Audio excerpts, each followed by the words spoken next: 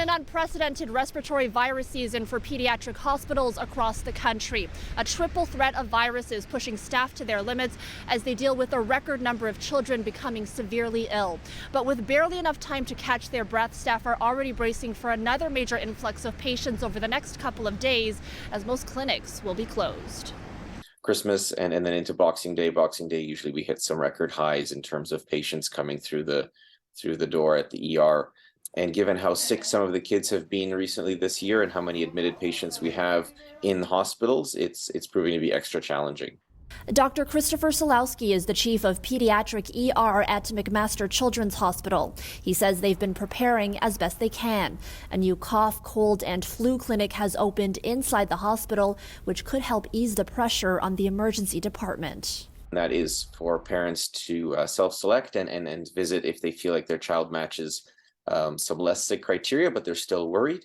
However, our pediatric ER is going full force with extra nursing, and I know that Hamilton Health Sciences is doing everything we can to staff, both from a physician as well as a nursing perspective.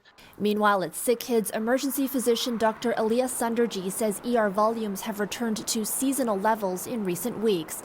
It's reassuring ahead of the holiday surge, but she says if you find your child needs medical care on Christmas or Boxing Day, it's important to know the right place to bring them in order to get the best care and decrease the amount of time you might have to wait. In helping decide whether or not you need to seek care in the emergency department, our virtual emergency department is open. And third, COVID, cold, and flu clinics are open around the city and are able to see pediatric patients, including on the holidays. So that's a helpful resource for parents. But for some general guidelines about when it's absolutely necessary to bring your child to the ER. If your child is less than 3 months old and has a fever, we do need to see them.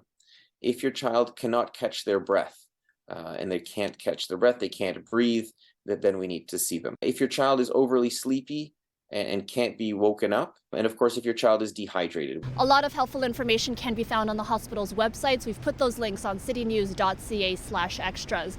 Bottom line, if your child does need emergency care, the ER is safe and always the right choice. Doctors just stressing to bring enough toys and food for your child while you wait. In downtown Toronto, Erica Natividad, City News.